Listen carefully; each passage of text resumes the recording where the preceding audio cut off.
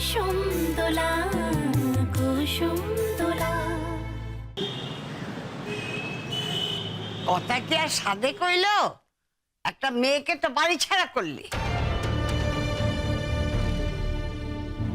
তোমায় কে বললো পিসিমণি? তুমি দেখো, আমি নিজে গিয়ে ইমনকে এই বাড়িতে নিয়ে আসবো। সে আমাকে দাদাভাই যতই বকুক না কেন। ইমনকে ছাড়া সত্যি বাড়িটা ভালো লাগছে না, তাই না?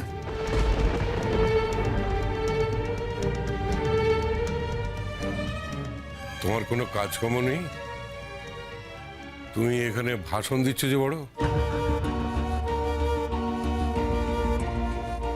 জেঠুমণি, আমি চাকরি আর করবো না, এটা তোমাকে জানানো হয়নি?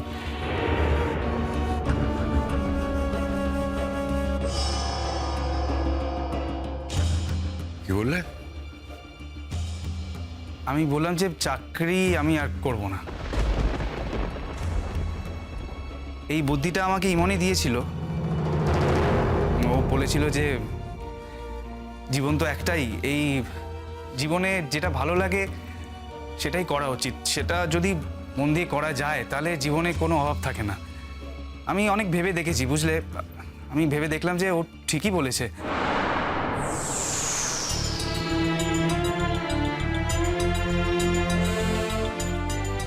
দেখো, আমি চাকরি তো কোনোদিন মন দিয়ে করতে পারবো না। যদি করি তাহলে সেই চাকরিটাকেই অসম্মান করা হবে, মানে ঠিক হবে না, ঠকানো হবে। তার থেকে আমি যেটা করতে পারি সেটা যদি মন দিয়ে করি তাহলে অন্তত অন্তত নিজের কাছে নিজেকে তো কোনোদিন ঠকানো হবে না। তাই আমি ঠিক করেছি যে এবার থেকে শুধুমাত্র থিয়েটারটাই মন দিয়ে করবো। ইয়ে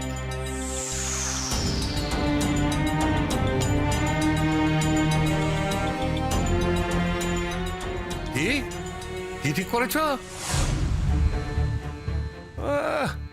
বড় ঠিক করে নেওয়া হয়েছে রে। মাতব্বরের মতো কথা কইছ। হ্যাঁ, ঘরের খেয়ে মনের মোষ তাড়াবে সেই কথাটা আমাকে আবার জানাতে হয়েছো।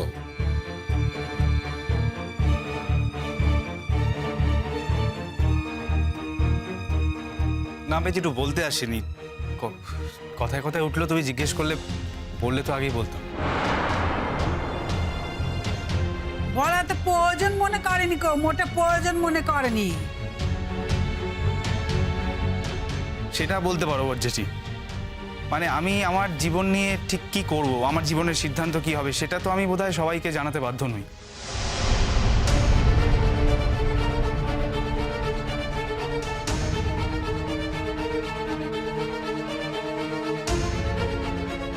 এত বড় বড় কথা কইছো যে